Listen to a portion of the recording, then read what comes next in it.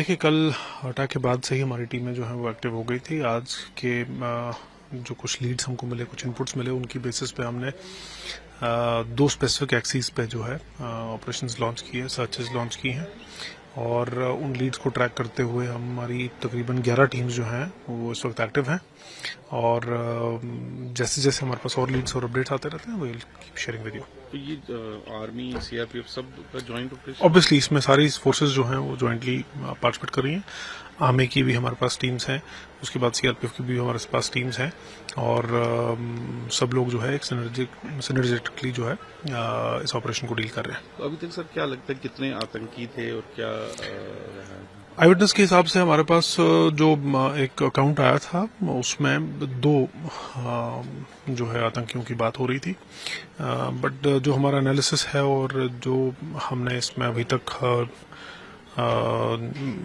मैं कहूँगा इन्वेस्टिगेशन की है उसके हिसाब से, उस इंक्वायरी के हिसाब से 2 से 3 के करीब इसमें टेररिस्ट जो है वो इन्वॉल्व होने चाहिए। तो सर क्योंकि रजौरी से बिल्कुल साथ का ही एरिया है और रजौरी में भी जिस तरह से आतंकवादी घटनाएं घट रही हैं, तो लगता है कि कहीं ना कहीं वहां से तो नहीं कोई आतंकी जो है रजौरी से इधर रियासी में आके कुछ देखिए, बाउंड्रीज सिर्फ एक लीगैलिटी के लिए मैटर करती हैं।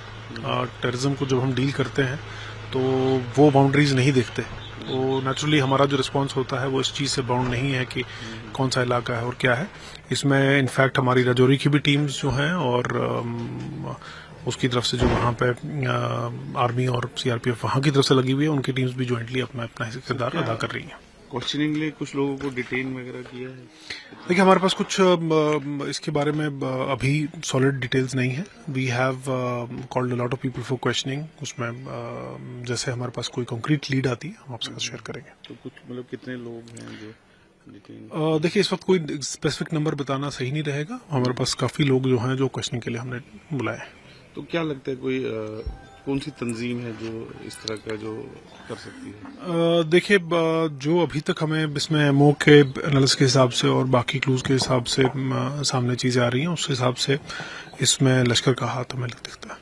तो आगे का क्या रहेगा अभी जैसे देखिए, आगे जैसे जैसे मैंने आपको बताया, जैसे जैसे हमारे पास इनपुट्स आते जाएंगे, हमारा डिटर्मिनेशन यही है। हमारी ज्वाइंट फोर्सेज यहाँ पे लगी हुई हैं, जितना टाइम लगे, जो भी लगे, we will find them and will crush them. देखिए, कल अटैक के बाद से ही हमारी टीमें जो हैं वो एक्टिव हो गई थी। आज के जो कुछ लीड्स हमको मिले, कुछ इनपुट्स मिले, उनकी बेसिस पे हमने दो स्पेसिफिक एक्सीज पे जो है ऑपरेशंस लॉन्च किए, सर्चेज लॉन्च की हैं और उन लीड्स को ट्रैक करते हुए हमारी तकरीबन 11 टीम्स जो हैं वो इस वक्त एक्टिव हैं और जैसे जैसे हमारे पास और लीड्स और अपडेट्स आते रहते हैं वो कीप शेयरिंग विद यू। तो ये आर्मी सीआरपीएफ सब का जॉइंट ऑपरेशन, ऑब्वियसली इसमें सारी फोर्सेस जो हैं वो ज्वाइंटली पार्टिसिपेट कर रही हैं।